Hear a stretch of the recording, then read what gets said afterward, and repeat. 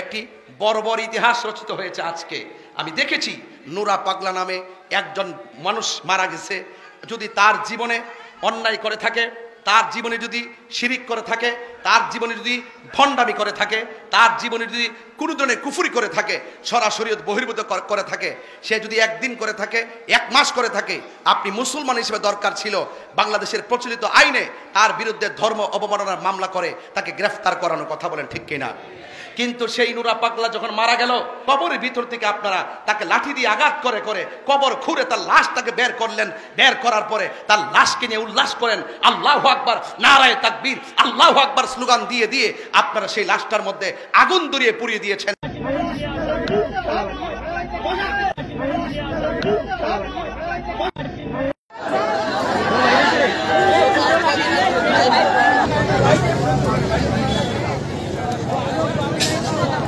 এখানে যারা আছেন 60 বছরের মানুষ আছে, 70 বছরের মানুষ আছে, স্বাধীনতার আগে পরের মানুষ আছে।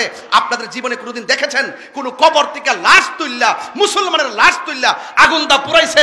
এমন ইতিহাস কি বাংলাদেশে হইছে?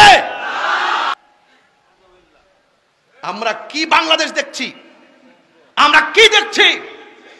এই জন্যই বলে যে ইসলাম ছিল শান্তির ধর্ম, আজকে ইসলাম ধর্মটারে উগ্রতার দিকে নিয়ে যাচ্ছেন।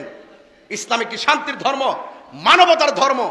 এই জন্য আমি বলবো, প্রশাসনকে বলবো, এই ঘটনার সাথে যারা জড়িত তাদেরকে অনতিবিলম্বে আইনের আওতায় আনার জন্য। কথা বলেন ঠিক না বেঠিক? আজকে আপনি কোন ব্যক্তি ভণ্ড, কে ভালো মন্দ যখন মারা যায় তখন সেটা আল্লাহর হাতে ছেড়ে দিতে হয়। কথা বলেন ঠিক না বেঠিক? আপনি বলুন তো, একটা মানুষ মারা যাওয়ার পরে কবর থেকে উঠায় আগুন ধরানো কি ইসলাম অ্যালাউ করে? কথা বলে অ্যালাউ করে? সে মারা গেছে, সে যদি বন্ড হয়, সে যদি প্রতারক হয়, সে যদি জাহান্নামী হয়, জান্নাতি হোক বা জাহান্নামী হোক, এটার ফায়সালা আল্লাহ করবেন। তুমি কবর থেকে উঠাইয়া যে তার গায়ে আগুন ধরাইছো, তুমি কয় নম্বর তুমি জানো নি? এই জন্যই আপনাদেরকে অনেক সময় ধর্ম ব্যবসায়ী বলে, এই জন্য আপনাদেরকে উগ্রবাদী বলে, এই জন্য আপনাদেরকে জঙ্গিবাদী বলে, এই জন্য আপনাদের প্রতি মানুষের আস্থা বিশ্বাস দিনে দিনে উঠে যাচ্ছে। সত্যিকার ইসলামটা কলঙ্কিত হচ্ছে। কথা বলেন ঠিক না বেটে? যারা এই ঘটনার সাথে জড়িত অনতিবিলম্বে তাদেরকে আইনের আওতায় আনতে হবে। কথা বলেন ঠিক না বেঠিক?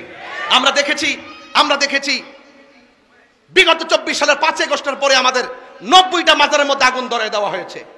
সেদিন থেকে ওই দিন থেকে যদি সরকার তাদের লাগাম টেনে ধরতো, আজকে কবরের ভিতর থেকে লাশ টেনে আগুন ধরাই দিত না। কথা বলেন ঠিক কিনা বলেন? আমাদের 95টা মাজারের মধ্যে আগুন লাগাই দেওয়া হয়েছে। এই দেশে ইসলাম এনেছেন আল্লাহর ওলিগণ, এই দেশে শান্তির বার্তা ঘরে ঘরে পৌঁছে দিয়েছেন আল্লাহর ওলিগণ। সেই আল্লাহর ওলির মাজার যখন আগুন লাগাই দিয়েছেন, বুঝতে হবে আপনারা ইবনু আব্দুল ওয়াহাব নজদির এজেন্ডা এই দেশে বাস্তবায়ন করতে চান। কথা বলেন ঠিক কিনা? আহলে সুন্নাত ওয়াল জামাত এগুলো বরদাস্ত করবে না। শান্তিতে কথা বলি, ভদ্রভাবে কথা বলি, খানকায় বসে আমরা মুরাকাবা মুশাহাদা করি। আমাদেরকে রাজপথে নামতে বাধ্য করবেন না, বলে দিলাম। ঠিক কিনা বলেন? এই জন্য ইন্টারিম গভর্নমেন্টকে বলবো, অনতিবিলম্বে সেই উগ্রবাদীদেরকে আইনের আওতায় আনা হোক। আমি আশা করব সকল ধর্মবর্ণ যত দলের লোক আছেন প্রত্যেককে বলবো এই ঘটনার তীব্র নিন্দা জানানোর জন্য। কথা বলে ঠিক না বেঠিক? এটা অত্যন্ত দুঃখজনক। এই জন্য আপনারা ভৈরববাসী শান্তিতে আছেন, এই শান্তির বার্তা ছড়িয়ে দিবেন।